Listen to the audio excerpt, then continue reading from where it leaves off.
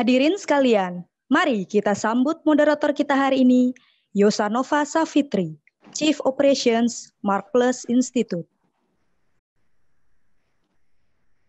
Halo semua, apa kabar di siang ini? Selamat menunaikan ibadah puasa juga bagi yang menjalankan ya. Selamat datang di IP Talks. Kita hari ini akan mengangkat topik bagaimana perlindungan kekayaan intelektual di tengah pandemi COVID-19. Perkenalkan, saya Yosanova Savitri, teman-teman bisa panggil aku Nova aja, aku dari Markplus, sebagai CEO dari Markplus Institute. Teman-teman, IP Talks merupakan serangkaian online talk show yang juga interaktif yang diselenggarakan oleh Direktorat Jenderal Kekayaan Intelektual Kemenkumham atau biasa disebut DJKI. IP Talk sendiri diadakan untuk merayakan Hari Kekayaan Intelektual Sedunia yang jatuh pada tanggal 26 April dengan tema Be Healthy in Unity, Keep Creative and Innovative. IP Talks akan berlangsung 3 hari nih teman-teman, dari tanggal 24 sampai 26 April. Sesi ini merupakan sesi kedua dari serangkaian acara IP Talks. Bahasan kita akan menarik banget, yaitu mengenai brand atau merek. Sebagai perkenalan, teman-teman KI, kekayaan intelektual atau KI adalah perlindungan secara hukum terhadap karya-karya ciptaan manusia. Salah satu yang dilindungi adalah merek. Nah, hari ini di sesi siang ini kita sudah kedatangan 2 tamu hebat nih. Aku mau sapa dulu. Mas Billy Kurniawan sebagai CEO dan founder dari Janji Jiwa. Apa kabar Mas Billy? Selamat siang. Siang, Mbak Nova. Apa kabarnya Mbak Nova? Gimana hari pertama puasa nggak? Puasa nggak Mas? Saya sih nggak puasa. Saya nggak puasa. Oke, sip. Thank you Mas sudah hadir. Lalu kita kedatangan juga nih Mas Agung Indrianto sebagai pemeriksa merek DJKI Kemenkumham. Halo Mas Agung, apa kabar? Di manakah dirimu berada? Halo, selamat siang Mbak. Kabar alhamdulillah baik. Apa kabar Mas? Baik, alhamdulillah. Sip. Oke, teman-teman KI. Nah, kita akan dengarkan sharing dari 2 tamu hebat kita pada sesi ini. Nah, jika teman KI ada pertanyaan, jangan lupa ya, bisa langsung ketik di chat di Zoom kita ini atau komen section di YouTube. Nanti pertanyaan-pertanyaan kumpul kita akan langsung tanyakan pada sesi live Q&A di acara sesi ini. Oke, untuk langsung saja untuk menghemat waktu, mari kita persilakan teman-teman Mas Agung Indrianto nanti akan menjelaskan pemaparan pentingnya pendaftaran merek dan sebenarnya ada tren nggak sih pendaftaran merek di era COVID ini. Mas Agung, waktu dan tempat, saya persilakan.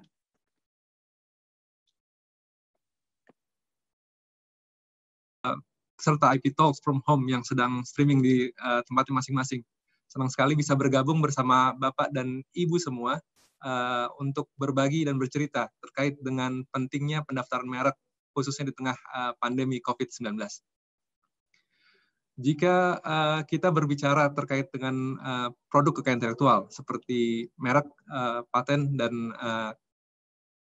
kekayaan intelektual yang lain, maka setidaknya kita akan berbicara 3 aspek. Yang pertama, aspek pendaftaran untuk mendapatkan perlindungan. Yang kedua, aspek komersialisasi, dan yang ketiga, aspek penegakan hukum.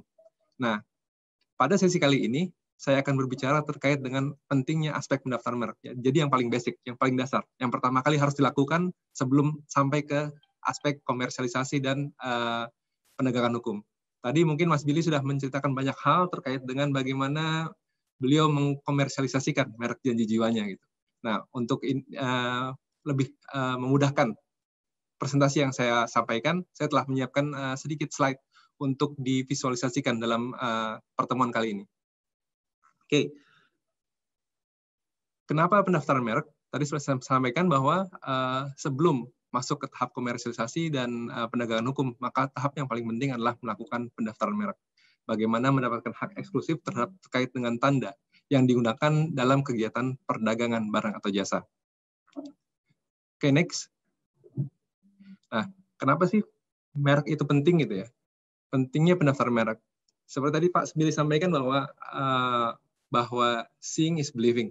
Jadi ketika seseorang atau konsumen melihat suatu identitas produk di pasaran, maka dia akan mencoba apa sih yang ditawarkan oleh produk tersebut. Jadi pertama kali ketika suatu merek ditempelkan, dilekatkan dalam suatu produk barang atau jasa, maka yang paling penting adalah tanda tersebut akan memberikan identitas terhadap suatu produk. Kalau kita mengenal istilah tak kenal maka tak sayang, maka untuk sayang perlu kenal dulu, dan untuk kenal perlu identitas. Dan terkait dengan produk barang atau jasa, maka identitas tersebut adalah suatu merek. Nah, ketika suatu atau konsumen telah menikmati produk tersebut, maka dia akan mendapatkan suatu kesan. Dan ketika mereka puas, maka akan ada rekaman memori terkait dengan kualitas produk barang atau jasa tersebut. Nah, jika mereka puas, maka tanda tersebut akan menjamin bahwa produk yang ditawarkan berkualitas. Dan ini akan menjadi suatu alat ketika mereka di masa yang akan datang mencari produk atau barang yang diinginkan. Jadi selain memberikan identitas, ketika identitas produk tersebut telah menjadi suatu produk massal, maka akan menjadi semacam alat untuk pencarian bagi konsumen untuk mendapatkan barang-barang yang berkualitas. Dan yang ketiga, terkait dengan pentingnya pendaftaran merek, merek juga merupakan aset yang tak berwujud atau yang kita kenal dengan intangible assets. Kalau kita berbicara dengan aset terkait dengan merek, bahwa merek ini kan dimulai dari yang bukan apa-apa gitu. Dari sesuatu yang kosong, yang tak berwujud, kemudian bisa bernilai ketika dikomersialisasikan. Ambil contoh, saya sempat melakukan penelitian sedikit terkait dengan merek apa sih yang menjadi most valuable brand di 2020. Nah, ternyata the most valuable brand di 2020 adalah Amazon, yang nilainya setara dengan 220 billion US dollar. Jika kita mundur ke belakang, ketika pertama kali Amazon di-create mereknya, itu hanya sekedar kata, yang mungkin nilainya jauh, bahkan mungkin tidak bernilai gitu, karena namanya merek bisa dimulai dengan kata apapun gitu, dengan tanda apapun. Namun ketika dikomersialisasikan lebih dari 20 tahun, ternyata nilainya bisa berlipat ganda. Makanya kenapa disebut merek ini atau KI juga merupakan intangible asset atau aset yang tak berwujud. Nah, tapi suatu perlindungan KI, khususnya merek, tidak bisa didapatkan tanpa pendaftaran. Oleh karena itu, setiap pelaku usaha ketika ingin melakukan tindakan komersialisasi di pasar, maka hal yang paling penting adalah mendaftarkan mereknya. Dan merek dilindungi ketika didaftarkan. Karena prinsip yang berlaku adalah first to file principle. Siapa yang mendaftarkan duluan, dia yang berhak untuk mendapatkan hak eksklusif terhadap merek tersebut. Oke, next. Oke, lalu apa sih merek itu? Pada prinsipnya merek adalah sebuah tanda, tapi tidak semua tanda merupakan merek. Sebuah tanda yang bisa dapat menjadi merek adalah setidaknya memiliki 3 syarat.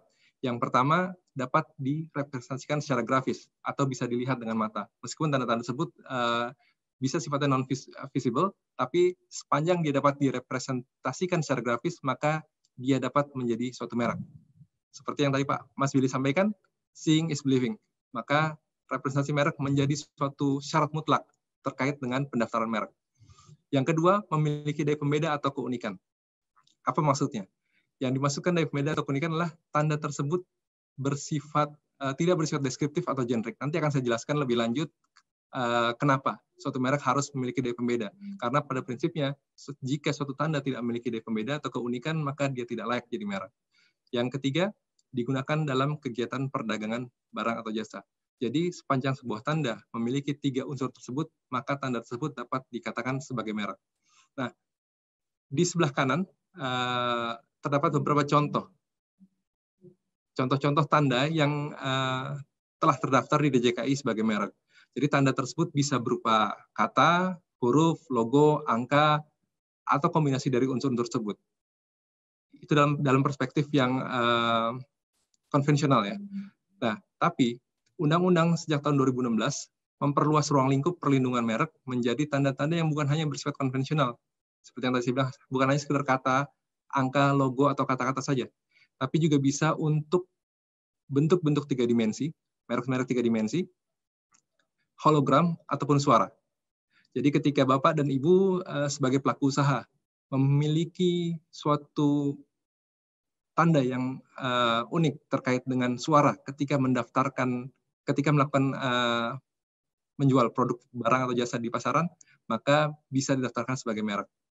Mungkin Bapak Ibu pernah mendengar suatu jingle-jingle khusus dari pedagang yang misalnya pedagang yang lewat depan rumah dengan suara-suara tertentu yang unik, maka pada prinsipnya itu adalah suatu merek dalam bentuk suara. Nah, terkait dengan 3 dimensi, merek-merek 3 dimensi itu bisa berwujud suatu bentuk produk, bisa berupa bentuk produk, kemudian bisa berupa kemasan, bisa berupa tampilan layanan jasa, atau logo 2 dimensi yang diwujudkan dalam bentuk 3 dimensi. Nah, bentuk 3 dimensi ini merupakan bentuk yang inkonvensional. Jadi merek-merek yang sifatnya non-tradisional, yang baru diterapkan di Indonesia terhitung sejak akhir tahun 2016. Belum banyak pelaku usaha yang tahu bahwa kemasan-kemasan yang unik dapat didaftarkan sebagai merek. Tapi tadi lagi, sepanjang memiliki daya pembeda dan dapat digunakan dalam kegiatan perdagangan barang atau jasa. Jadi seperti itu apa yang dimaksud dengan definisi merek. Next. Oke. Ketika Bapak dan Ibu ingin melakukan pendaftaran merek, maka hal yang paling pertama dilakukan adalah melakukan penelusuran terlebih dahulu. Dan DJKI telah menyediakan fasilitas penelusuran terkait dengan keperluan bagi pelaku usaha untuk melakukan pendaftaran merek.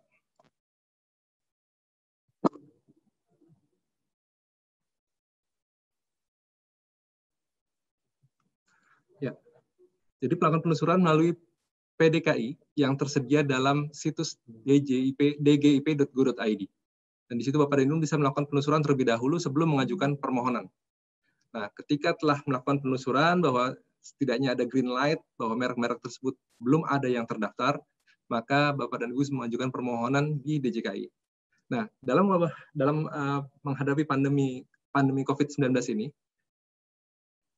dari 3 aspek yang telah saya sebutkan tadi, aspek pendaftaran, aspek komersialisasi, dan aspek penegakan hukum, aspek yang paling tidak terpengaruh dengan pandemi adalah aspek pengajuan atau aspek pendaftaran. Jadi Bapak Ibu masih bisa melakukan mengajukan permohonan pendaftaran merek melalui situs merek.dgip.go.id dan bisa dilakukan secara online. Jadi Bapak Ibu tidak perlu lagi datang ke kantor DJKI, cukup mengakses situs tersebut dan bisa mengajukan permohonan dari rumah masing-masing, seperti itu. Nah, ketika pengajuan permohonan telah dilakukan, maka tahap selanjutnya akan masuk ke pemeriksaan formalitas. Tapi tidak perlu khawatir terkait dengan pemeriksaan formalitas, bahwa setiap permohonan yang telah diisi dengan benar, maka kemungkinan besar akan lolos secara formalitas.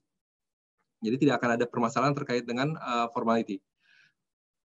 Kemudian setelah masuk ke bagian pemeriksaan formalitas, maka tahap selanjutnya permohonan tersebut akan diumumkan melalui web DJKI untuk mengundang semua pihak. Maksudnya mengundang pihak ketiga apakah ada yang keberatan atau tidak dengan merek yang diajukan oleh pemohon. Jadi sifatnya ini terbuka. Jadi setiap orang bisa mengajukan keberatan terkait dengan permohonan pendaftaran tersebut. Dan pengumuman ini dilakukan dalam jangka waktu 2 bulan. Nah, terkait dengan, saya balik lagi ke pengajuan permohonan tersebut, bahwa permohonan itu dapat dilakukan sifatnya, jadi perlindungan merek ini kan sifatnya bisa diajukan per merek dan per kelas. Gitu. Bisa untuk produk-produk yang dalam satu kelas atau bisa sifatnya multi kelas. Gitu. Jadi artinya memang tidak terbatas untuk satu kelas saja, tapi bisa bersifat multi kelas. Tapi konsekuensinya adalah ada biaya, karena biaya yang dibayarkan dalam tahap pengajuan permohonan adalah per merek per kelas barang. Nah, balik lagi ke tahap pengumuman. Jadi tahap pengumuman ini mengundang pihak ketiga, apakah ada yang keberatan atau tidak dengan permohonan yang Bapak Ibu ajukan pada saat pengajuan permohonan. Dan pengumuman ini dilakukan dalam jangka waktu 2 bulan. Kemudian setelah itu akan masuk ke tahap pemeriksaan substantif yang kira-kira akan dilakukan dalam jangka waktu sekitar 5 bulan. Nah, di pemeriksaan substantif ini akan dilihat apakah merek yang diajukan oleh Bapak Ibu dapat diterima atau tidak. Karena tidak semua merek dapat diterima. Nanti akan kita lihat dalam slide selanjutnya. Tapi pada dasarnya semua merek akan diterima pendaftarannya sepanjang tidak memenuhi dasar penolakan. Oke. Nah, kemudian jika permohonan tersebut terima, maka akan diterbitkan sertifikat pendaftaran merek yang akan berlaku 10 tahun terhitung sejak tanggal pengajuan permohonan. Dan perlu diingat bahwa perlindungan merek yang diberikan oleh negara bersifat eksklusif, namun ada dua prinsip yang mendasarinya. Yang pertama, principle of specialty. Jadi hanya memiliki hak eksklusif terkait dengan barang dan jasa yang dimintakan pada saat pengajuan permohonan. Dan yang kedua, principle of territoriality. Jadi hanya berlaku, hanya dilindungi di wilayah negara Indonesia. Jika dan Bapak dan Ibu ingin melakukan ekspansi usaha keluar, maka Bapak dan Ibu juga harus melakukan pendaftaran merek di negara tujuan, di mana Bapak dan Ibu ingin melakukan kegiatan bisnisnya. Dan terhitung sejak tahun 2018 awal, Indonesia telah meratifikasi Protokol Madrid terkait dengan pendaftaran merek internasional. Jadi Bapak dan Ibu jika ingin melakukan ekspansi usaha keluar negeri, tidak perlu lagi untuk mengajukan permohonan negara-negara tujuan. Cukup ajukan satu permohonan internasional ke internasional ke DJKI, maka DJKI akan meneruskan permohonan tersebut ke sekarang coverage-nya itu sekitar 122 negara. Jadi satu permohonan bisa diajukan sampai ke 122 negara anggota Madrid Protokol. Nah, jadi ada kemudahan-kemudahan yang dapat dilakukan pada saat pandemi ini karena pendaftaran tersebut sifatnya yang tadi first to file principle, siapa yang berhak, siapa yang pertama kali mendaftarkan maka dia yang berhak. Nah, aspek-aspek selanjutnya terkait dengan komersialisasi dan penegakan hukum itu bisa dilakukan belakangan. Tapi yang paling penting ketika sudah memiliki hak, maka negara akan memberikan hak eksklusif terhadap penggunaan merek tersebut. Hanya untuk Bapak dan Ibu saja. Oke, next. Nah, seperti yang saya sampaikan bahwa pada prinsipnya semua merek akan diterima pendaftarannya, kecuali memenuhi dasar-dasar penolakan. Nah, dasar penolakan ini ada dua. Ada dasar absolut atau merek yang tidak dapat didaftar dan dasar relatif atau merek yang ditolak. Terkait dengan merek yang tidak dapat didaftar, pada prinsipnya dasar ini yang kita sebut dengan dasar absolut penolakan merek. Jadi dalam hal ini suatu merek dinyatakan memenuhi tidak layak sebagai merek jika memenuhi ketentuan dasar absolut penolakan merek.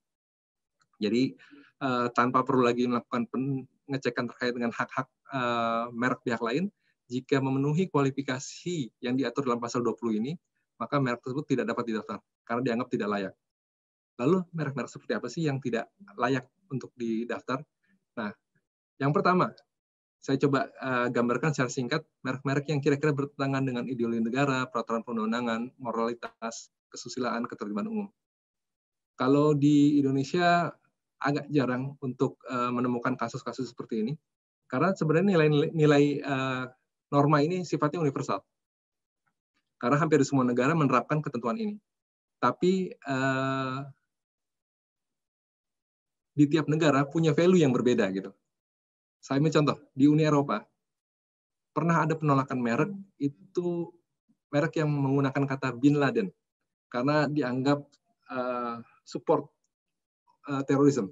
Jadi mereka menolak pendaftaran merek Bin Laden untuk produk tertentu. Nah, bisa jadi di negara lain itu tidak gitu. Jadi sifatnya universal normanya, tapi value-nya yang berbeda-beda. Ada kasus lain, mungkin Bapak Ibu pernah mendengar jatuhnya pesawat MH17. Nah, di Uni Eropa juga ada pendaftaran merek MH17 oleh Malaysia Airlines, tapi itu oleh kantor merek di Uni Eropa. Karena dianggap sensitif terkait dengan keadaan saat itu, di mana crash-nya pesawat MH17 membuat trauma bagi sebagian warga di Eropa. Kira-kira seperti itu yang terkait dengan ideologi ketertiban umum atau kesusilaan. Atau mungkin yang gampang kesusilaan ketika merek yang diajukan itu menggambarkan sosok-sosok yang terlalu vulgar, atau mungkin bersifat sara atau seperti itu. Nah, kemudian yang kedua, merek-merek tersebut harus sifatnya memiliki DFMBDA. Tadi seperti yang saya sampaikan. Nah, merek yang tidak memiliki DFMBDA adalah merek-merek yang sifatnya deskriptif atau generik. Deskriptif itu kira-kira merek tersebut hanya menjelaskan kualitas, kuantitas, material atau substansi dari suatu produk, kemudian bisa hanya merupakan menjelaskan rasa atau metode penjualan. Yang saya ingat ada merek yang ditolak ketika pemohon hanya mendaftarkan merek, misalkan beli 3 gratis 1. Terkesan lucu ya. Ada pemohon yang mencoba mendaftarkan merek beli 3 gratis 1. Nah, ini ditolak karena tidak memiliki ide pembeda. Juga bersifat deskriptif, berkaitan dengan barang yang dimohonkan, karena dianggap hanya menjelaskan terkait dengan metode penjualan atau metode bisnis terkait dengan produk tersebut. Nah, selain itu, merek-merek yang tidak dapat didaftar adalah merek-merek yang memuat unsur yang dapat menyesatkan masyarakat tentang kualitas, jenis ukuran, macam, tujuan penggunaan barang, dan atau jasa yang dimohonkan pendaftarannya. Atau merupakan nama varietas tanaman yang dilindungi. Jadi misalkan untuk produk kopi yang didaftarkan adalah Arabica atau Robusta, seperti itu. Nah, kemudian memuat keterangan yang tidak sesuai dengan kualitas, manfaat, dan khasiat dari barang atau jasa yang diproduksi. Kemudian, tadi merek-merek yang tidak memiliki pembeda, yaitu merek-merek yang sifatnya deskriptif atau generik. Generik itu merek-merek yang hanya menyebutkan barang atau jasa yang dimaksud. Misalkan kopi untuk kopi, teh untuk teh. Gitu. Nah, bagaimana sih merek-merek yang memiliki ide pembeda? Kalau dari segi aspek teoritis, maka ada sebenarnya merek ini kan dibagi dalam 5 kuadran ya dari aspek teoritis. Jadi yang pertama, aspek yang paling kuat itu kuadran pertama adalah merek-merek yang sifatnya inventive word, yang memang tidak ada artinya, tidak ada dalam kamus, tapi diciptakan sendiri oleh pemohonnya. Misalkan merek Kodak atau Nikon, gitu. Jadi memang tidak ada artinya, tapi memang diciptakan. Ini merek yang paling kuat daya pembedanya. Kemudian merek yang memiliki pembeda juga adalah merek-merek yang sifatnya arbitrary. Jadi kata acak yang memang dilekatkan dalam produk yang tidak berkaitan dengan barang atau jasa yang dimaksud. Sebagai contoh, janji jiwa, untuk produk kopi. Janji jiwa ada satu kata tersendiri, kemudian dilekatkan dalam produk kopi. Atau misalkan Apple untuk komputer, gajah untuk sarung gitu misalkan. Jadi memang tidak ada kaitannya, tapi ada arti kata tersebut. Nah, yang ketiga, di kuadran ketiga adalah merek-merek yang sifatnya sugestif, yang memberi sugesti kepada konsumen, tapi tetap memiliki ide pembeda. Nah, sepanjang merek-merek tersebut tidak bersifat deskriptif atau generik, maka DJKI akan menilai bahwa merek tersebut memiliki ide pembeda. Maka yang harus dihindari adalah merek-merek yang sifatnya deskriptif tadi atau yang generik. Dan yang terakhir, merek yang tidak dapat didaftar adalah merek yang merupakan nama umum atau lambang milik umum. Seperti misalkan ya, sambil ambil contoh itu adalah tanda-tanda seperti palang merah untuk produk kesehatan, kemudian logo daur ulang.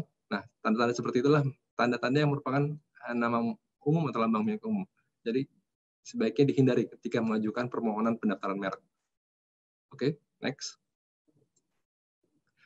Nah, selain tadi dasar-dasar absolut penolakan merek, ada dasar lain, yaitu dasar relatif. Kalau yang tadi itu merek yang dimohonkan tidak layak jadi merek, maka harus tidak dapat didaftar. Nah, dalam ketentuan ini, merek yang ditolak adalah sebenarnya merek yang diajukan merupakan merek-merek yang layak jadi merek, tapi tidak dapat didaftar, harus ditolak. Kenapa? Karena jika diterima, maka akan melanggar hak milik orang lain.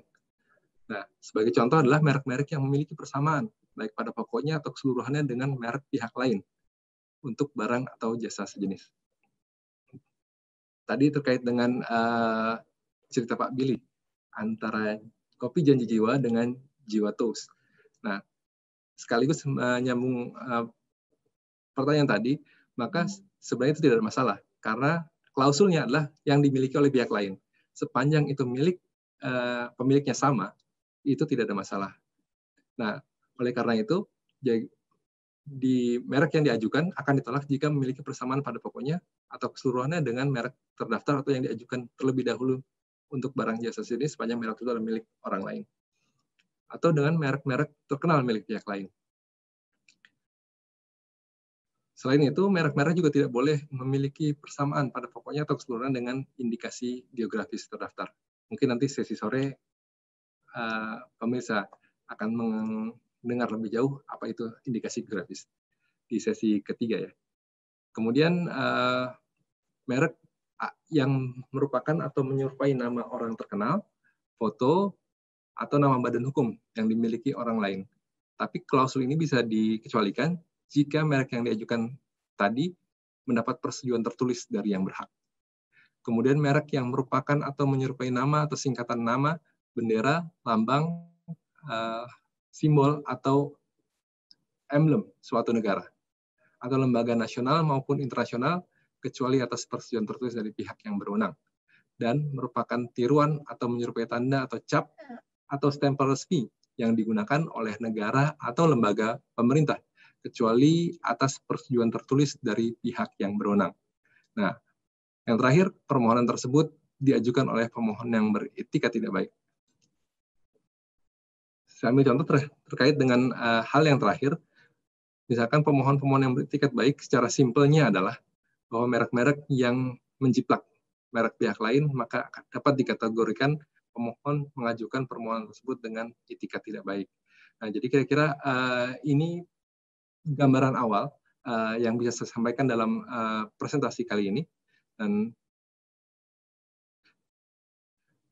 nanti akan dilanjutkan dalam sesi tanya jawab. Oh ya, satu hal tadi terkait dengan pendaftaran merek ke luar negeri, bahwa klausul-klausul ini sifatnya universal. Jadi pasal ketentuan dasar penolakan merek yang tidak dapat didaftar atau merek yang ditolak ini hampir sama di semua negara. Jadi ketika pemohon mau melakukan penelusuran terkait dengan apakah mereknya sudah ada atau belum di negara-negara tujuan, maka ada sedikit clue yang bisa dilakukan. Bahwa penelusuran tadi untuk di DJKI, untuk di Indonesia, dapat melakukan penelusuran melalui web dgip.go.id di PDKI. Nah, terkait dengan di luar negeri, maka Bapak dan Ibu bisa melakukan penelusuran melalui Global Brand Database di situs waipo.int. Oke, demikian yang saya sampaikan. Saya kembalikan kepada Mbak Nova sebagai host. Terima kasih. Terima kasih Mas Agung atas presentasinya. Jelas sekali ya, jadi kayak terbuka gitu loh orang-orang gimana caranya mau mendaftarkan merek, terus betapa pentingnya sih daftarin merek gitu. Kalau enggak nanti malah repot di kemudian hari gitu ya. Kita masuk ke sesi tanya jawab dulu. Banyak banget sih aku yang penasaran banget dari Mas Billy sama Mas Agung. Nah, aku mungkin ke Mas Billy dulu kali ya. Janji jiwa itu nanti Mas Agung bisa tambahin. Janji jiwa itu kan tulisannya juga unik ya, Mas Billy. Jadi kayak ada itu tulisan Mas Billy atau tulisan siapa, Mas? Sorry, itu tadi dari brandingnya sih, bukan tulisan saya. Nah, janji jiwa itu kan tulisannya unik tuh ya. Itu tuh termasuk ke konten merek yang didaftarkan nggak, yang harus dilindungi? Jadi kalau dari kita sih logo itu udah didaftarkan. Jadi kalau dari font type-nya mungkin nggak ya, karena itu tidak ada exact font type buat itu.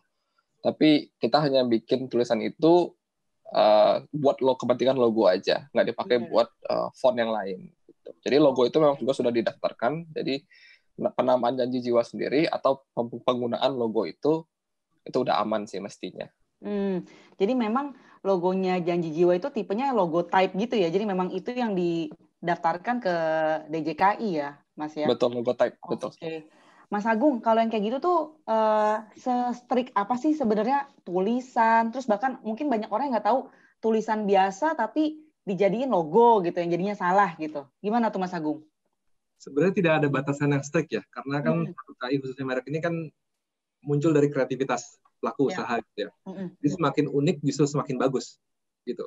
Nah, yang harus dihindari tadi hanya merek-merek tersebut harus setidaknya memiliki ada pembeda, tidak bersifat deskriptif atau generik, dan tidak dimiliki oleh pihak lain sebelumnya. Jadi sebenarnya rules of the game-nya cukup simple gitu. Cuman yang membuat itu rumit kadang-kadang ketika pelaku usaha baru melakukan pendaftaran setelah melakukan penjualan gitu. Nah, ternyata mereknya sudah didaftarkan oleh pihak lain. Ini yang agak sulit. Tapi kalau misalnya keunikan justru semakin unik semakin baik gitu. Nah, tapi hal yang perlu diperhatikan adalah ketika melakukan ekspansi. Jadi merek ini kan tadi sifatnya diajukan untuk per merek per kelas gitu. Ya. Jadi setiap ada modifikasi terkait dengan label ataupun modifikasi terkait dengan jenis barang atau jasa, maka pemohon harus mengajukan mereknya lagi. Jadi kira-kira seperti itu, Mbak Nova. Oke. Wah, berarti itu satu hal aja udah lumayan makan waktu ya, harus dipikirkan banget tuh. Baru satu tipe gitu. Nah, tadi juga sempat dibahas sama Mas Billy ya, kan kolaborasi antara Janji Jiwa sama merek lain itu kan banyak. Misalnya tadi kayak minuman kesukaan saya misalnya Janji Lo gitu. Kan itu ada Janji Milo gitu kan ya ditambah. Nah, itu apakah ada proses pendaftaran lagi? Kan tuh munculnya terakhir tuh. Atau memang sudah didesain dari awal, sudah diplan tahun ini kita akan keluar nih mereknya ada 20 gitu misalnya kolaborasi. Gimana tuh Mas prosesnya? Kalau untuk kepentingan campaign sendiri, Mbak Nova, itu kita sih nggak daftarin ya, karena itu temporary. Okay. Jadi itu hanya dipakai sebagai, bisa dikata sebagai gimmick aja sementara 3 bulan atau 4 bulan. Jadi habis itu nggak dipakai lagi. Jadi itu bersifat temporary lah buat kita. Kecuali Janji Lo itu dijadiin satu kategori permanen ya, gitu. Okay. Nah itu akan kita daftarkan. Gitu. Kalau sementara sih buat campaign-campaign yang bersifat seasonal gitu hanya dipakai untuk kepentingan itu aja. Baik. Selain Janji Lo itu apa lagi, Mas Billy? Nama-nama yang campaign itu? Kita sih kebanyakan series-series aja. Sebenarnya normal-normal aja ya. Jadi kan kalau Janji Lo ini kan kebetulan karena catchy aja gitu ya. Ada janjinya sendiri, ada Milo-nya sendiri. Jadi itu bisa kita pakai bersamaan. Cuma ada beberapa turunan seperti kayak kita itu daftarin kayak Jiwa Chips gitu, di mana kita jualan chips juga kan di toko gitu ya. Nah itu kita daftarkan sebagai hak merek gitu. Oke. Itu karena akan keluar produk-produk yang dengan bernama Jiwa Chips, either itu kita ngomong potato, ada itu cassava atau itu apa, beda-beda lagi nantinya. Gitu. Itu yang kayak seperti itu kita daftarkan gitu. Oke. Nah, aku juga mau nambahin tadi, mau terima kasih ke Mas Agung yang tadi udah jelasin Janji Jiwa dan Jiwa Terusnya. Oke, sip. Oke, nah Mas Agung, ada nggak sih masa, nah tadi kan campaign tuh, misalnya kayak Janji Lo itu campaign, itu kan ada masa berlakunya tidak selamanya gitu. Itu diatur juga nggak, Mas Agung, di peraturan-peraturannya pendaftaran merek? Oke. Kalau terkait dengan aspek komersialisasi dari pelaku usaha itu tidak ada peraturan terkait dengan hal tersebut gitu. Jadi memang dibebaskan saja. Cuman memang seperti tadi benar apa yang Mas Budi sampaikan bahwa perlindungan merek ini penting untuk tanda-tanda yang sifatnya sustainable, yang berkelanjutan. Jadi kalau hanya temporary itu agak sangat rugi jika harus mendaftar mereknya, tapi nanti ketika seiring perjalanan waktu, mereka akan mengganti campaign-campaignnya lagi gitu. Jadi kalau memang sifatnya sustainable, maka sangat penting mendaftarkan mereknya terlebih dahulu gitu. Okay, jadi kalau misalkan aspek komersialisasi itu memang dibebaskan saja, tidak ada aturan-aturan spesifik terkait dengan hal tersebut. Tapi ada nggak sih Mas Agung kayak yang tadinya temporary, terus akhirnya jadi jangka panjang gitu, yang akhirnya jadi didaftarkan? Banyak, Mbak. Banyak. Mungkin yang paling kita kenal adalah McDonald's. Oke. Nah, semua produk yang terkait dengan McFlurry, Chicken, mereka akhirnya daftarin semua gitu. Karena ternyata di semua negara mereka memasarkan produk dengan nama yang sama gitu. Akhirnya mereka memandang ini penting untuk didaftarkan. Jadi tadi yang mungkin hanya sifatnya seasonal, tapi akhirnya berkelanjutan, akhirnya didaftarkan sebagai merek. Oke. Kalau di Indonesia sendiri ada kasus yang mirip nggak, Mas Agung, untuk hal seperti ini? Kalau tidak salah, yang mendaftarkan sub brand yang cukup banyak itu kalau nggak salah untuk produk F&B ini Jeko kali Mbak ya. Oke, Jeko ya. Jeko itu cukup banyak juga untuk sub-subnya didaftarkan sebagai merek. Kalau misalnya begini kan, mungkin kalau saya balik lagi ke Mas Billy, kalau misalnya kita kayak praktisi branding gitu ya, kita melihat ini bisa jadi tes the market dulu gitu. Mereknya oke atau enggak, kampanyenya sukses atau enggak. Kalau oke baru didaftarin. Ada nggak strategi-strategi seperti itu yang dilakukan oleh Janji Jiwa Group? Kalau ini pertanyaannya sih very interesting ya, karena ini kayak telur dan ayam yang mana duluan sebenarnya. Jadi kalau kita udah decide buat bikin satu brand atau merek, biasanya kita daftarin dulu. Karena apa? Biayanya itu sebanding lah dengan resikonya gitu ya. Okay. Menurut saya ketika melakukan sesuatu tiba-tiba itu booming, kita nggak tahu ada oknum-oknum lain yang ternyata memanfaatkan situasi itu bisa terjadi ya. Jadi kalau menurut saya sih, kalau kita udah punya komitmen buat brand sih nggak apa-apa kita ini. Tapi kalau sebagai subkategori atau sebagai seperti yang Mas Agung tadi ngomong, mungkin kategori dari menu-menu kita gitu, itu mungkin kita bisa pikirkan dulu. Kalau misalnya itu udah berjalan dengan lumayan lama dan itu jadi permanen, ya itu kita akan decide buat melakukan pendaftaran gitu sih. Oke, baik. Nah, tadi kan kita juga ngomongin story ya. Ini aku tertarik juga sih. Story misalnya kayak Janji Jiwa itu story-nya 1 cup buat partner lo, 1 cup buat customer, buat employee yang mana menemani lo terus gitu. Nah, hal seperti itu juga ini aku awam banget sih. Hal seperti itu tuh dipatenkan juga nggak sih ceritanya, story-nya, gaya, mungkin ada suara-suaranya, ada musiknya. Itu kalau story-nya sendiri dipatenin nggak sih sebenarnya? Kalau buat sekarang kita masih hitungannya perusahaan muda ya. Jadi kalau dibilang dari segi itunya sih kita belum melakukan itu ya. Cuman kayaknya ke depannya sih buat jangka panjangnya itu mungkin salah satu yang saya harus tanya Mas Agung lagi kayaknya. Kayak harus pertimbangin gitu. Tapi yang pasti sih Janji Jiwa itu bukan hanya tadi seperti Mas Agung ngomong, itu kan ada kelas-kelasnya ya gitu ya. Jadi buat sekarang itu memang kita ada di kelas 43, which is yang buat makanan dan minuman. Tapi kita juga ada beberapa buat merchandise gitu. Jadi juga terdaftar di kelas-kelas yang lain gitu. Seperti misalnya kita ada keluarin baju, kita ada keluarin tumbler, kita ada itu souvenir atau segala macam. Itu kita lakukan pendaftaran di kelasnya gitu. Karena menurut saya itu lebih penting ya, lebih substansial ya, yang prioritas atas lah gitu.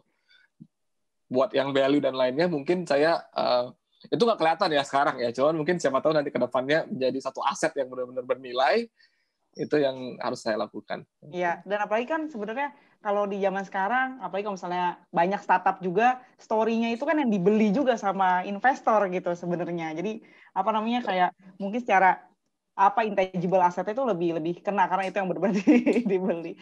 Mas Agung, ada nggak sih ke depannya yang semacam itu gitu dipatenin, gimana tuh Mas? Oke. Kalau berbicara intelektual kan sifatnya sangat luas gitu Mbak ya.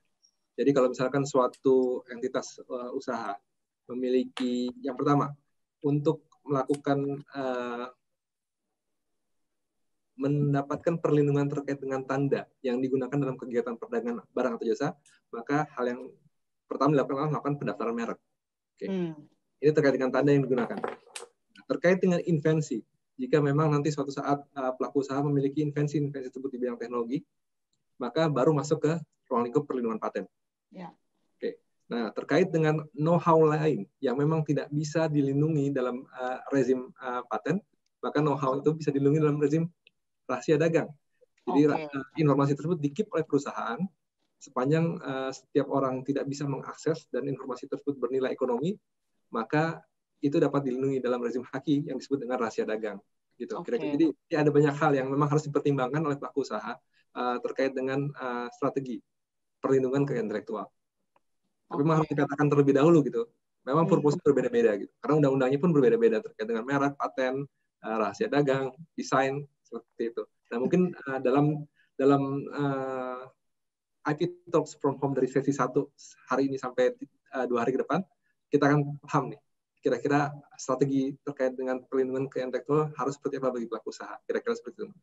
Betul, dan makin penting banget sebenarnya setiap pelaku usaha itu dengerin ini gitu. Aku pikir-pikir lagi ya. Jadi kayak ini tuh kayak di squeeze semua pelajarannya untuk para pelaku usaha tuh aware gitu loh. Oh ini penting banget gitu. Nah, Mas Agung tadi kan sempat ngomongin invensi rahasia dagang. Misalnya kalau kita konteksnya adalah F&B ya, kan suka ada tuh resep rahasia. Misalnya kalau kayak KFC misalnya ada signature recipe gitu. Nah, resep rahasia, racikan segala macam itu ada apa namanya? Ini juga nggak Mas? Oh iya. Patennya. Oke, kalau terkait dengan resep yang paling cocok adalah rezim perlindungannya rahasia dagang. Nah, kualifikasinya adalah pertama informasi tersebut harus bernilai ekonomis. Ekonomis, maksudnya gimana tuh Mas? Intinya dapat menghasilkan uang lah, bahasanya seperti itu. Komersil, ada komersialisasinya ya. Dan yang kedua, inovasi tersebut tidak diketahui oleh setiap orang. Jadi hanya sulit orang-orang ya sebenarnya ya. Ya, hanya orang tertentu. Misalkan resep racikan jelo cuma Pak Mas Billy yang punya gitu. Oke.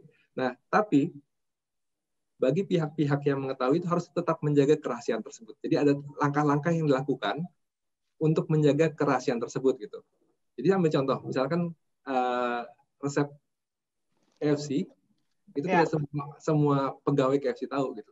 Hanya pihak-pihak tertentu yang memiliki pengetahuan terkait dengan hal tersebut. Dan biasanya mereka juga diikat oleh suatu perjanjian kerja untuk menjaga kerahasiaan hal-hal informasi tersebut. Gitu. Jadi artinya tidak boleh membocorkan atau melakukan pengembangan terkait dengan hal tersebut selama dalam masa kontraknya sebagai pekerja istilahnya. Gitu. Jadi memang ada hal-hal yang harus dilakukan untuk menjaga kerahasiaan tersebut. Jadi jangan sampai informasi tersebut leak atau bocor kepada pihak lain dengan cuma-cuma. Kira-kira seperti itu ruang lingkupnya. Dan satu hal, rahasia dagang tidak perlu didaftarkan. Jadi tidak perlu didaftarkan. Tapi sepanjang tadi langkah-langkah tersebut dilakukan. Jadi menjaga kerahasiaan, informasi bernilai ekonomis, terus melakukan langkah-langkah terpadu untuk menjaga informasi tersebut tetap bersifat rahasia. Oke, baik.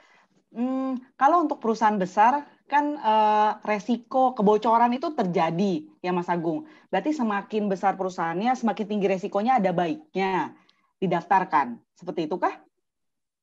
Bukan. Jadi rahasia dagang tidak ada didaftarkan, tidak ada pendaftaran terkait dengan rahasia dagang. Tapi yang harus dilakukan adalah melakukan langkah-langkah terpadu untuk menjaga kerahasiaan di lingkungan internal perusahaan gitu. Oke, jadi lebih ke arah anjuran kepada para pelaku usaha untuk merahasiakan ya, ada prosedur-prosedurnya. Itu termasuk ke ruang lingkupnya DJKI nggak sih Mas? Maksudnya kayak melakukan sosialisasi, hal seperti itu gitu. Ya kalau sosialisasi ya. Sosialisasi, kemudian pencatatan lisensi terkait dengan rahasia dagang, itu masuk ke ruang lingkup DJKI. Cuma karena rezim rahasia dagang tidak dilindungi dalam bentuk pendaftaran, maka itu bisa dilakukan sendiri oleh pemilik informasi tersebut. Oke, baik. Nah, tadi Mas Agung sama Mas Billy juga sempat sampaikan pendaftaran internasional. Jadi merek internasional itu bisa lewat DJKI gitu ya. Aku mau tanya sih, penasaran begini. Untuk pendaftaran merek-merek internasional, seberapa hulu ke hilir sih sebenarnya DJKI itu memfasilitasi para pelaku usaha di Indonesia untuk bisa mempopulerkan mereknya di kancah internasional? Ini ke saya atau ke Mas Billy, Pak? Ke Mas Agung dulu, karena Mas Agung pas kelihatan muka saya.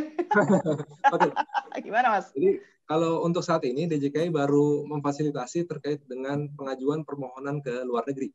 Jadi kita sampai ke tahap komersialisasi. Jadi bagaimana sih pelaku usaha jika ingin melakukan ekspansi usahanya ke luar negeri, mendaftar mereknya di luar negeri di banyak negara, maka DJKI bisa bantu terkait dengan bagaimana caranya melakukan pengajuan permohonan tersebut. Nah, kondisi saat ini ketika pemilik merek mau melakukan pendaftaran merek di luar negeri, maka cukup mengajukan permohonan online melalui situs merek.dgip.go.id. Boleh lebih pelan-pelan lagi, Mas? merek.dgip.go.id. Oke, sip. Jadi tinggal akses melalui situs tersebut, mengisi formulir permohonan internasional, dan di situ bisa dipilih. Bisa dipilih negara tujuan mana yang mau diajukan permohonan pendaftarannya. Nah, sekarang coverage-nya itu sekitar 122 negara. Hampir seluruh negara ASEAN itu sudah masuk jadi anggota Maritime Union. Jadi artinya bisa diajukan lewat DJKI untuk ke 9 negara ASEAN. Khusus Myanmar belum bergabung. Jadi 9 negara ASEAN itu sudah bisa. Dan negara-negara yang lain jika memang pemilik merek ingin melakukan ekspansi usaha ke luar negeri. Jadi cukup klik nanti permohonan akan diteruskan ke Biro Internasional akan meneruskan ke negara-negara tujuan. Jadi kira-kira skemanya seperti itu. Oke, tapi kalau misalnya platform secara ngecek keseluruhan gitu, seluruh 122 negara itu belum ada ya? Berarti emang harus lewat DJKI gitu ya, Mas Agung? Itu bisa dilakukan secara online. Tadi bisa melakukan pengecekan melalui situs WIPO, wipo.int. Wibo.int. Oke, World WIPO, WIPO. Oke, WIPO ya. Nanti itu bisa di-search terkait dengan Global Brand Database. Nah, itu penting banget tuh yang mau ekspansi tuh sebenarnya untuk Bisa ngecek diklik di situ, sebenarnya. merek-merek kira-kira mereknya sudah ada belum di luar atau ternyata sudah didaftarkan oleh pihak lain atau belum. Nah, hal yang perlu diperhatikan ada banyak cerita terkait dengan kisah-kisah pelaku usaha yang ternyata sukses di luar negeri, tapi mereka sudah dibaca oleh supplier istilahnya gitu.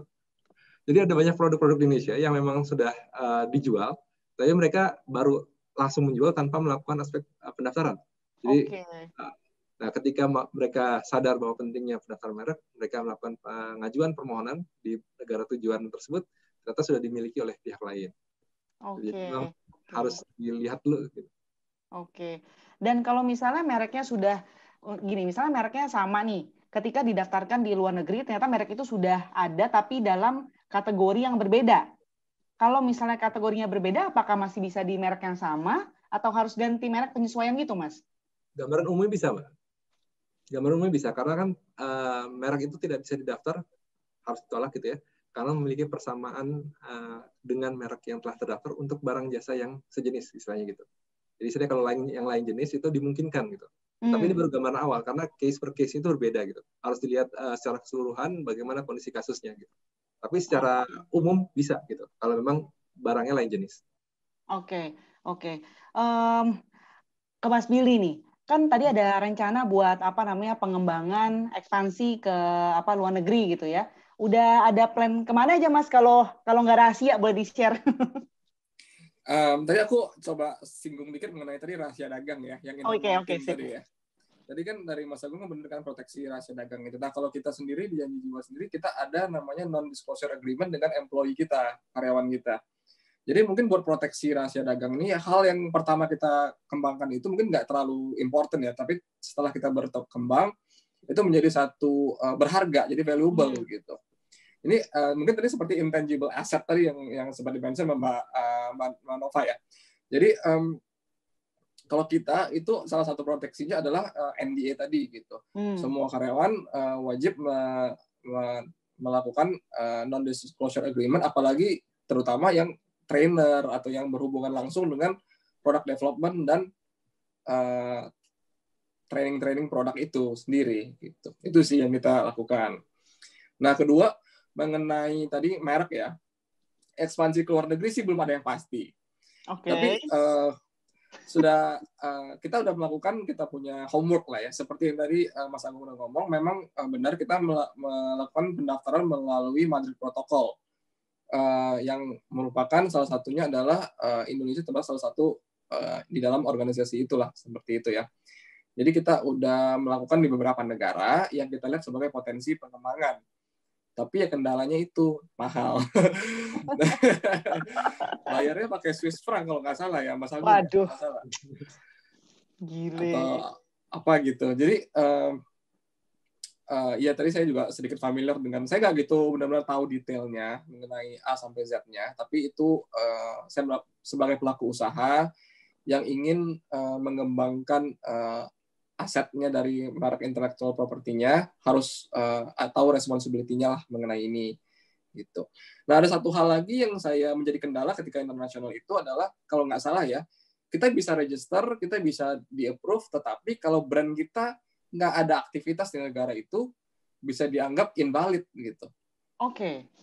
Jadi kita udah keluar uang, udah register, udah oke, cuman kita ternyata tidak ada partner di sana gitu, misalnya tidak ada aktivitas gitu. Jadi memang sih semacam proteksi ini harus kita lihat juga, tiap negara beda-beda juga, meskipun mereka dalam satu Madrid Protocol tadi gitu. Jadi saya juga masih belajar sih mengenai ini sebenarnya gitu. Oke, baik. Nah, berarti tadi kan Mas Billy bilang kalau nggak ada aktivitas, itu mereknya itu bisa invalid. Betul. Tapi sudah didaftarkan. Sudah daftarkan. Oke, jadi sudah didaftarkan, tapi tidak ada aktivitas. Dalam berapa lama, Mas? Tidak ada aktivitas baru invalid. Saya kurang tahu negaranya yang mana ya gitu. Oke.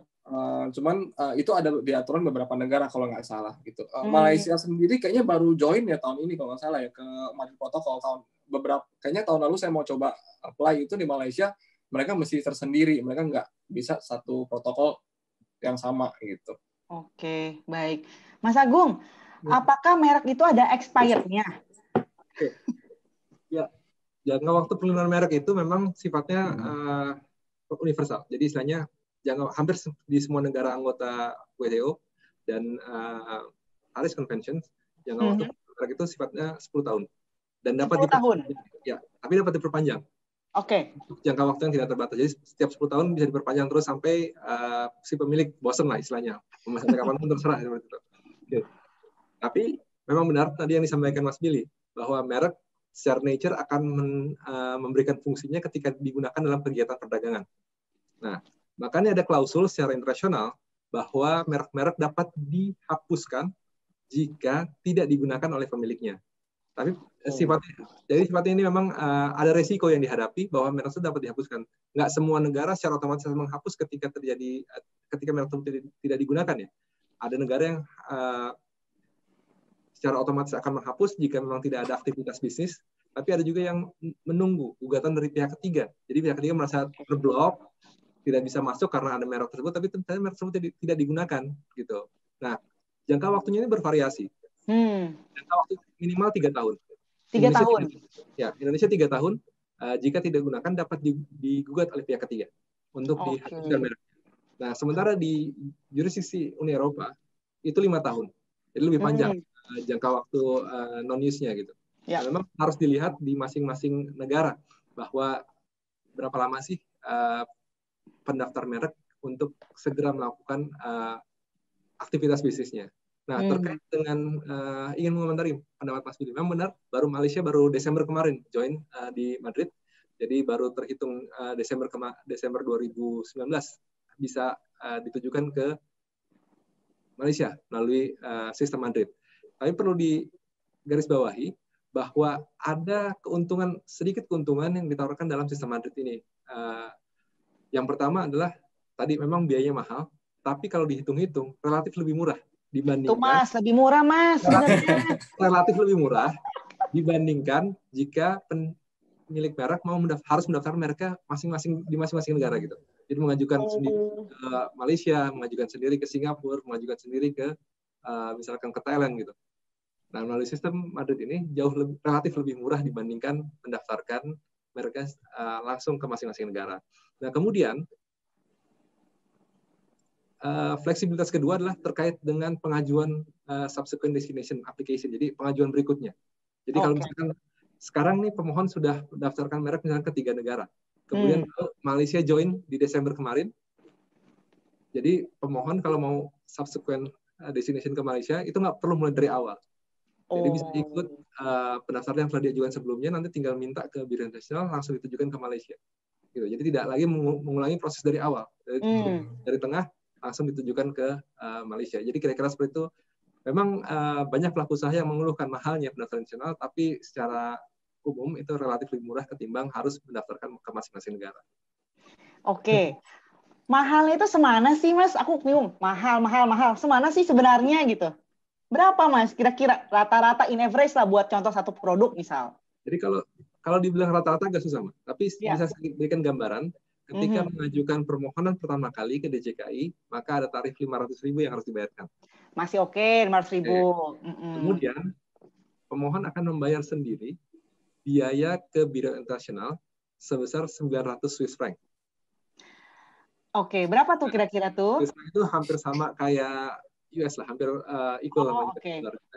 Jadi sekitar 15-an lah ya kira-kira seperti itu ya. Nah, kemudian ada lagi biaya ke masing-masing negara tujuan. Jadi artinya kalau di Malaysia harus bayar ke Malaysia sesuai dengan tarifnya Malaysia, ke US harus sesuai dengan tarifnya US. Jadi memang hitungannya seperti itu. Tapi ada satu syarat bahwa biaya di negara tujuan itu tidak boleh lebih mahal ketimbang pemohon melakukan pendaftaran sendiri ke negara tujuan, misalnya gitu. Jadi artinya kalau misalkan tarif di Madrid itu maksimal itu sama, boleh lebih murah tapi nggak boleh lebih dari tarif yang pendaftaran langsung ke negara tujuan tersebut gitu. Oke. Jadi agak sulit untuk di average, tapi memang saya ambil contoh lah, kalau di Indonesia itu 2 juta per merek per kelas. Jadi artinya kalau ada pemohon dari luar ke Indonesia, mereka akan bayar sama dengan biaya permohonan ke Indonesia. Case by case banget lah ya Mas ini ya, karena beda-beda ya tiap kali ya. Oke, berarti gini Mas, kalau misalnya ini ada merek, yang tadi kan dibilang kalau tidak ada aktivitas ekonomi di sana, dia bisa invalid gitu ya Mas ya. Nah, aku penasaran aja sih di Indonesia aja, berapa sih merek yang sudah didaftarkan dibanding dengan yang sudah ada aktivitas ekonominya gitu? Wah, persentasenya berapa Mas? Agak sulit untuk menjawabnya karena DJKI tidak pernah melakukan survei pasar terkait dengan merek mana yang digunakan gitu. Jadi kalau misalnya merek yang digunakan itu lebih mudah untuk mencarinya, tapi untuk melihat merek-merek yang terdaftar tapi tidak digunakan itu agak sangat sulit untuk melihatnya gitu, karena memang pendekatan DJKI cukup formal terkait dengan pendaftaran merek saja gitu. Kita tidak melakukan survei pasar. Tapi khusus di Indonesia praktiknya adalah merek-merek yang tidak digunakan tersebut bisa dihapuskan kalau ada gugatan dari pihak ketiga. Jadi artinya selama itu nggak ada gugatan, ya aman-aman saja meskipun tidak digunakan gitu. Tapi ini case berbeda di negara lain. Jadi ada banyak negara yang memang sangat aktif, contohnya Amerika Serikat. Mereka secara rutin harus melaporkan kegiatan bisnisnya ke kantor merek Amerika Serikat gitu. Jadi ketika tidak ada laporan, maka merek itu langsung di-revoke. Jadi benar-benar case by case ya sebenarnya ya. Baik. Aduh, lumayan ya ini ya. Harusnya teman-teman yang hadir nih, kurang lebih hampir 200-an, kita juga ada live streaming juga di YouTube, mulai terbuka gitu ya. Pikirannya bahwa seberapa pentingnya nih kita mendaftarkan merek gitu. Dan prosesnya kan lama berarti kan. Jadi emang ini tuh benar investasi sebenarnya merek itu, dan karena merek itu adalah aset juga buat perusahaan. Nah, Mas Billy sama Mas Agung, kita mau langsung coba lihat pertanyaan-pertanyaan yang sudah masuk ke Zoom sama ke YouTube kita nih. Yang pertama ditujukan kepada Pak Agung. Ada pertanyaan Pak Agung dari Miss Bacul Bakhtiar dari keritinggede.id. Nah, pertanyaannya Mas Agung, bagaimana mengukur pelanggaran merek atau ini resep dari brand F&B, dan bagaimana itu dulu deh satu, bagaimana melihat pelanggaran merek Mas ngeceknya? Tadi seperti yang saya jelaskan di awal, bahwa yang saya jelaskan di sini kan hanya aspek pendaftaran. Nah, aspek komersialisasi dan aspek perdagangan hukum itu ada di cycle selanjutnya sebenarnya gitu. Nah, tapi memang bisa saya jelaskan sedikit terkait dengan pelanggaran. Jadi pemilik merek terdaftar itu bisa melakukan misalnya rezim merek ini kan sifatnya delik aduan ya. Jadi kalau memang ada aduan baru kita akan proses gitu. Itu bisa langsung ke penyidik Polri atau penyidik pegawai negeri sipil di DJKI. Jadi bisa melakukan laporan ke kita, maka kita akan proses terkait dengan pelanggaran tersebut gitu. Terkait untuk yang pidana, tapi terkait dengan perdata itu bisa lakukan somasi kepada pihak yang melakukan pelanggaran tersebut. Kira-kira seperti itu. Kalau misalnya ada yang melanggar gitu Mas, misalnya nih udah ada mereknya, terus dilanggar oleh pihak tertentu, dia dikenakan biaya tertentu nggak Mas karena sudah melanggar? Orang yang ngambil merek tertentu gitu misalnya, yang sudah terdaftar. Oh iya, kalau misalkan di undang-undang cuma saya lupa nominalnya, tapi memang ada denda maksimal yang dibayarkan bagi pelanggar merek gitu, jika melakukan pelanggaran terkait dengan merek. Gitu. Nah, kalau misalkan terkait dengan gugatan perdata, nah itu sifatnya tidak terbatas karena memang tergantung kerugian yang diterima oleh si pemilik merek gitu. Ya. Oke, sip, paham Mas. Thank you ya Mas. Kita lanjut ke, ini ada pertanyaan buat Mas Billy. Izin mau tanya dong Mas. Nah ini dari Ardi Harsoni, dia menanyakannya di YouTube. Dia tanya gini, seberapa besar pengaruh pendaftaran merek janji jiwa terhadap penjualan? Ngaruh nggak sih? Kan customer belum tentu tahu gitu. Apakah sangat signifikan dalam menaikkan profit? Gimana tuh Mas Billy? Kalau dari segi merek ya itu beda, nggak bisa disamain sama keuntungan ya. Itu ya. Ini sama kayak kita mempunyai misal mobil, kendaraan, logistik misalnya, itu kan aset ya yang dipakai untuk mengusung usahanya. Gitu. Nah, merek sendiri pun harus diberikan proteksi yang sama. Jadi merek itu berlaku sebagai aset pendukung juga gitu, intangible asset seperti saya bilang tadi. Mungkin ketika mulai itu intangible asset itu merek itu harganya sama kayak harga pendaftarannya, jadi yang cost-nya ada 2 juta gitu, misalnya buat pendaftarannya. Tapi ketika Mas Agung ngomong ketika usaha itu berkembang seperti Amazon itu harganya 200 billion US dollars gitu. Dengan power of kata-kata Amazon itu sendiri gitu. Ya. Jadi kalau kita udah berkembang menjadi misalnya kita yang tadinya cuma bisnis yang karena cost-nya cuma 2 juta tiba-tiba kita jadi 200 juta, tiba-tiba ada yang pakai mereknya, ya value 200 jutanya hilang gitu kan. Satu value yang tidak kelihatan tapi sebenarnya harganya di sana gitu. Jadi saya bilang sih kalau berhubungan dengan customer sih tidak, cuman ada satu komitmen juga mungkin ya dari customer ya ketika melihat kalau brandnya itu udah dipatenkan, ini berarti this brand is for komitmennya buat growth in the long term. Jadi produk mereka pun dipasarkan sesuai dengan standar yang memang seharusnya dipasarkan gitu. Jadi mungkin sebagai ya aset yang tidak kelihatan ya, tapi sangat efek ke value dari perusahaan sendiri dan juga value dari customer gitu yang dilihat ke merek itu tersebut gitu. Oke. Dan mungkin kan kalau misalnya customer nggak begitu aware tuh ya Mas Billy ya, ini mereknya sudah terdaftar atau bagaimana gitu ya. Ada nggak sih pihak-pihak kayak investor mungkin atau untuk pengembangan bisnis partner di depan yang sangat sedetail itu gitu memperhatikan hal seperti ini? Menyambung dari Mas Ardi ini nih. Setahu saya sih kalau investor itu nomor 1 yang ditanyakan ya. Oh, itu nomor 1 ya?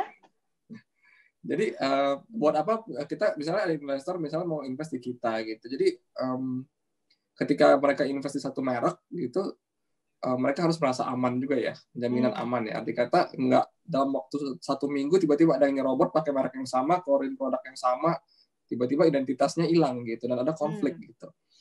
Jadi itu responsibility of a brand owner dari pelaku usaha untuk melakukan itu. Apalagi yang saya lihat itu zaman dulu itu kan banyak banget yang tradisional yang udah membangun nama itu dari generasi ke generasi gitu. Iya. Itu udah seharusnya melindungi itu karena tadinya cuma pakai word of mouth doang, tapi sekarang ternyata itu ada value di belakang itu loh gitu. Jadi menurut saya ya dengan harga yang ditawarkan dan dengan nilai yang kita dapat tuh sebenarnya very worth it ya buat dilakukan gitu. Dan kalau kita lihat di beberapa waktu belakangan ini kan banyak yang tiba-tiba namanya sama gitu. Mungkin karena tidak persis di awal itu didaftarkan dengan teliti itu tiba-tiba muncul lagi merek yang sama. Jadi customer jadinya bingung gitu. Jadi ketika ada merek yang ini mirip, yang mana yang asli ya? Itu yang jadinya bingung gitu. Oke, baik-baik. Ini ada pertanyaan juga nih dari Mbak Harini di Zoom. Dia tanya, apakah bisnis kopi akan terus sustainable di masa mendatang? Karena banyak bisnis yang sifatnya seperti musiman. Contoh cappuccino cincau, Thai tea. Nih cappuccino cincau nih dikit-dikit memang lumayan terkenal juga ya sebagai kategori minuman tertentu ya. Nah, bagaimana melihat hal ini? Apakah bisnisnya musiman doang atau menurut Mas Billy sebagai praktisi yang sudah lama sekali lebih sustainable atau tidak gitu bisnis ini, Mas? Iya, sama sih Mbak Nova, tadi saya dengar cappuccino itu terkenal juga cappuccino cincau. In fact dia masih bisa diingatan kita, berarti mereka udah sukses untuk menembus pasar si cappuccino cincau dulu ya. Ya, sustainability itu bukan hanya dari gimana masyarakat persif tren itu ya, tapi gimana cara merek itu bidar buat customer kita terus-terusan gitu. Artinya apa? Gimana cara kita jadi relevan ke orang gitu despite produk yang kita jual gitu. Itu sih yang susah ya menurut saya ya. Kalau dibilang dari tren, banyak kok merek-merek lain yang berkecimpung di produk-produk lain yang udah survive 10-20 tahun. Malah ada yang lebih dari 50 tahun gitu. Itu kan sebenarnya prosesnya bukan seperti cuman kayak oke, gue berharap gue akan tahan 50 tahun. Enggak. Saya rasa banyak sekali pertimbangan dari segi marketing dan brand yang dilakukan untuk melakukan itu.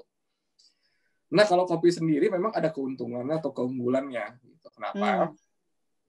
Kopi itu mempunyai sifat adiktif juga ya, di mana itu menjadi habit gitu ya. Jadi itu menjadi salah satu bukan garansi, tapi salah satu faktor positif untuk menjalankan bisnis ini. Gitu. Kedua adalah kayak kopi itu merupakan komoditi yang salah satu komoditi terbesar yang di trade di dunia. Artinya apa? Demand of coffee itu selalu ada. Hanya tinggal dari produk-produk kopi apa yang kita bisa innovate, yang kita bisa sajikan ke customer kita. Itu nomor 2-nya. Gitu. Okay. Dengan 2 garansi itu aja, merupakan satu satu jaminan lah ketika berusaha di bidang kopi ini. Memang ketat persaingannya, tapi marketnya ada gitu aja.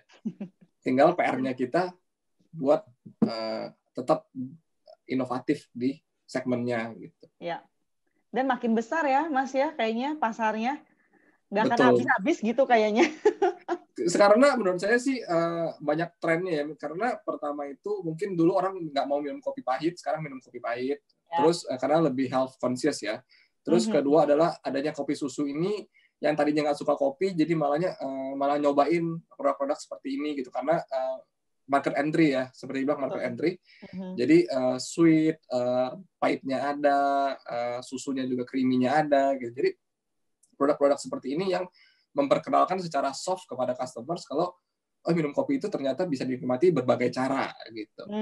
Jadi makin banyak customer yang dirangkul ya melalui produk-produk ini. Nah, inilah produk-produk inovasi yang menurut saya sih kedepannya akan terus-terusan gitu. Kayak sekarang masa COVID, dalgona coffee kan rame kan. Orang bikin sendiri di rumah gitu. Ya, saya rasa ya gimana cara kita perceive-nya aja. Kalau misalnya nggak ada pandemi, belum tentu dalgona coffee naik gitu kan. Betul. Jadi, ya saya bukan orang yang bisa lihat ke masa depan, tapi setidaknya kita nggak berdiam diri sini aja mengharapkan kalau kita tuh bakal sustain ke depan. Ada action-action yang kita lakukan supaya bisa sustainable dan melawan tren itu sendiri gitu. Dan apalagi semakin sekarang ini kan pengetahuan masyarakat terhadap kopi itu meningkat jauh gitu ya. Jadi sebenarnya kita market ini udah terlihat sebenarnya di tangan lah istilahnya. Bagaimana cara kita capture-nya ini yang paling penting gitu ya. Dan tadi Mas Billy juga sempat sampaikan bahwa story itu kan segitu pentingnya gitu. Ketika kita menyampaikan, mengkomunikasikan merek kita ke customer kita, ke khalayak ramai gitu. Dan kalau misalnya di Markplus, Mas Billy, kita punya kepercayaan bahwa orang itu kalau makin banyak nanya, makin banyak tahu, itu bayarnya maunya lebih mahal. Benar nggak sih begitu? Betul sekali. Jadi kayak misalnya orang tahu nih, oh ini kopinya nih ceritanya begini ya, tadinya bayarnya cuma 15.000, jadi bayarnya ya oke lah, ini gue beli story-nya 30.000, bisa 2 kali lipat gitu. Dan gimana Mas, ada komen untuk ini? Kita creating value ya actually ya. Jadi story itu brand itu bukan statik ya, tapi dia harus dinamis, harus fleksibel. Jadi kita dari brand itu sendiri kita ulik gimana cara kita bisa create value for our customers dengan mempertahankan ya tadi kalau kita kan ada nilai-nilai yang kita nggak kita langgar lah. Arti kata setiap campaign kita, setiap sesuatu yang kita lakukan berbasis di sana gitu. Kita boleh menyesuaikan kepada zaman, kepada segi desain yang mesti kayak gini, segi storyboard yang mesti kayak gini, tapi nilai-nilainya tetap sama gitu. Jadi identity-nya tetap sama gitu. Yang lain ya itu benar, brand itu adalah about creating value for our customers gitu. Ya. Jadi Mas Billy sendiri menciptakan janji jiwa ini bukan cuma memberikan value, tapi ada values juga sebenarnya ya ke customer ya. Wah, keren banget. Mas Agung, ada pertanyaan nih dari Nadia. Di era COVID ini, mungkin tadi Mas Agung juga udah sempat singgung ya, terbukti sistem pendaftaran online sudah disiapkan DJKI. Jadi udah lebih dulu nih, bahkan sebelum COVID dia bilang. Sehingga orang tidak perlu datang langsung. Pertanyaan saya, apakah tren pengajuan permohonan HKI, khususnya merek, tidak terpengaruh? Misalnya terjadi dampak COVID di sektor industri usaha. Jadi dia pengen tahu trennya seperti apa sih sebenarnya pengajuan merek ini di era COVID. Kan padahal DJKI sendiri sudah persiapan bahkan sebelum era COVID gitu. Ada pengaruhnya nggak, Mas? Jujur Mbak ya, kalau misalkan terkait dengan harus jujur Mas. Oh ya, sorry. Jadi maksud saya nggak bisa menjawab karena kan COVID ini baru berlangsung kira-kira sebulan lah yang ini. Jadi jumlah permohonan antara mungkin Januari, Februari atau Maret belum saya lihat data statistiknya. Tapi saya bisa mundur ke belakang. data statistik dari tahun 2017, 2018, dan 2019 itu selalu naik. Jadi 2017 itu 50.000 sekian per tahun, kemudian naik ke 60.000 sekian per tahun di 2018, dan sekarang udah hampir mendekati 70.000 per tahun aplikasi. Gitu. Jadi kalau misalkan apakah jumlah aplikasi yang didaftarkan selama era COVID ini mengalami penurunan atau peningkatan, saya tidak tahu pasti, mesti dilihat nanti, mungkin sekitar semester pertama tahun ini gitu. Tapi dari pengalaman yang saya dapatkan bahwa kenaikan atau penurunan jumlah aplikasi ini semata-mata bukan karena adanya wabah atau tidak, tapi lebih ke iklim ekonomi. Ketika iklim ekonomi itu positif, maka jumlah pendaftar akan terus naik gitu. Tapi ketika mengalami resesi, maka hampir pastikan permohonan pendaftaran juga turun gitu. Jadi korelasinya tidak langsung ya, seperti itu ya Mas ya. Jadi korelasi lebih ke iklim ekonomi gitu. Jadi beberapa tahun lalu pernah terlihat jumlah aplikasi turun secara internasional ketika dunia mengalami resesi. Gitu. Jadi stagnan karena pelaku bisnis juga tidak melakukan banyak modifikasi terkait dengan pendaftar merek. Mereka lebih maintain merek-merek yang sudah ada untuk dilakukan istilahnya ya mengamankanlah kondisi saat ini. Saat tersebut baru nanti ketika situasi normal secara ekonomi mereka baru melakukan ekspansi lagi terkait dengan pendaftar mereknya gitu. Oke, baik. Terima kasih Mas Agung. Ada pertanyaan terakhir mungkin nih dari Mas Hendra ke Mas Billy ya. Ngomongin era COVID juga. Ada nggak sih Mas Hendra dari IPB? Ada nggak sih support dari pemerintah terhadap para pelaku usaha di era COVID ini gitu? Ada nggak Mas? Kira-kira Mas? Kalau dari kita support sejauh ini sih memang kita lagi compliance ya sama government regulation. Cuman kalau buat help-nya sih memang masih belum yang ini ya. Mungkin ada dari Pemda katanya mungkin ada mengenai kalau kita kan ada bayar seperti namanya itu pajak restoran ya atau apapun itu ya. Dimana kita tuh sekarang kan memang yang nomor satu itu adalah karyawan itu kalau bisa tidak di PHK, tidak dikeluarkan karena dari ratusan toko yang itu bisa tutup juga gitu karena memang ada beberapa tempat yang nggak bisa dibuka gitu. Nah semakin ketat juga dengan PSBB ini gitu. Jadi yang kita harapkan memang ada semacam kebijakan itu yang tadinya dibilang akan ada tetap langsung direalisasikan gitu. Kalau sementara sih memang dari kebanyakan dari pihak kitanya aja yang comply sih ke sana. Gitu. Tadi dari Mbak Febri ternyata bukan dari Mas Hendra, nggak apa-apa. Baik. Wah, ini pertanyaannya banyak sekali sebenarnya yang masuk, tapi kita nggak bisa tanyakan semua. Sebagai penutup, Mas Billy sama Mas Agung, bolehkah sepatah dua patah kata lebih ke arah motivasi atau memberikan semangat teman-teman pelaku usaha supaya tetap survive dan juga kalau bisa tumbuh gitu di era COVID ini. Silakan mungkin Mas Agung dulu, Mas Agung. Gimana Mas? Ada semangat yang diberikan kepada para pelaku usaha Mas di era COVID ini? Silakan Mas. Buat para pelaku usaha, saya pribadi menghimbau untuk tetap menjaga kesehatan dari lingkungan terdekat kita. Kemudian istilahnya ekonomi bisa kita tumbuhkan nanti setelah wabah ini selesai sepanjang kondisi kita masih sehat gitu. Nah, jadi artinya jagalah kesehatan, ikuti himbauan pemerintah, dan kemudian terkait dengan pendaftar merek bahwa pelaku usaha masih bisa tetap melakukan aktivitas terkait dengan pendaftaran KI melalui situs dgip.id. Jadi tidak perlu khawatir bahwa rencana bisnis itu tetap dapat dilaksanakan meskipun eksekusinya agak terhambat terkait dengan wabah ini. Jadi kira-kira itu saya sampaikan, Mbak. Baik, terima kasih banyak Mas Agung. Mas Billy, gimana? Ada semangat yang ingin ditularkan kepada teman-teman pelaku usaha? Kalau aku sih balik lagi ke mental kita ya. Dalam arti kata sekarang banyak yang work from home, banyak yang mau aktivitas nggak bisa, banyak yang punya plan tapi nggak bisa di-realize gitu. Jadi banyak juga yang ngisi waktu-waktunya dengan membaca berita yang negatif gitu. Jadi Semuanya itu balik lagi ke kita ya. Kita kalau misalnya yang negatif kita pupuk terus, yang kita isi negatif, ya akhir-akhirnya kita jadi depresi, anxiety dan sebagainya gitu. Tapi kalau hal-hal positif yang kita pupuk gitu di dalam kita ada semangat baru gitu. Ini kapan selesainya? Ketika selesai saya mau ngapain nih gitu. Jadi that's very important ya. Jadi for me is to keep being positive. Pupuklah setiap pagi. Dari pagi itu harus penting banget melakukan exercise, activities yang positif. Nggak mau pun harus dipaksakan gitu. Karena everything yang dipupuk itu akan berbuah lah nantinya gitu ya. Satu lagi yang saya mau tambahin adalah kayak gimana attitude kita ya. Attitude kita di saat-saat seperti ini determines our altitude ya.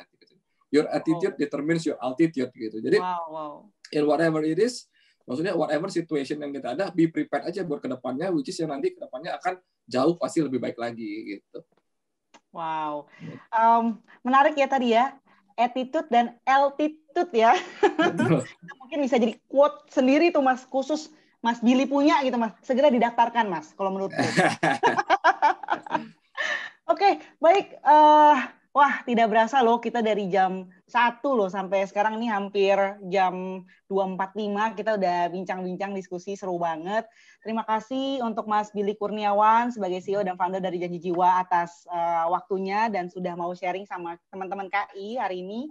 Dan juga kepada Mas Agung selaku pemeriksa merek dari DJKI yang sudah memeluangkan waktu berbagi seputar secara lengkap. Menurutku kayak boom banget gitu, kayak wah, banyak banget hal-hal yang kita jadi tahu gitu loh dalam waktu kurang dari 2 jam ini gitu, dan berbagi seputar bagaimana terkait kekayaan intelektual khususnya pada perlindungan merek di Indonesia, karena kita yakin bahwa merek itu salah satu winning strategi buat bisnis seperti itu. Terima kasih saya ucapkan juga kepada teman-teman KI yang sudah bergabung. Semoga bermanfaat dan sampai bertemu di sesi selanjutnya. Abis ini ada lagi sesi yang menarik banget juga, judulnya The Art of Monetizing Your Patent di pukul 15 sampai 17 nanti. Ada Mas Agung, ada Mas Billy, kami bertiga mohon undur diri, selamat siang dan terima kasih. Be healthy in unity, keep creative and inovatif. Sampai jumpa di lain waktu kesempatan. Dadah!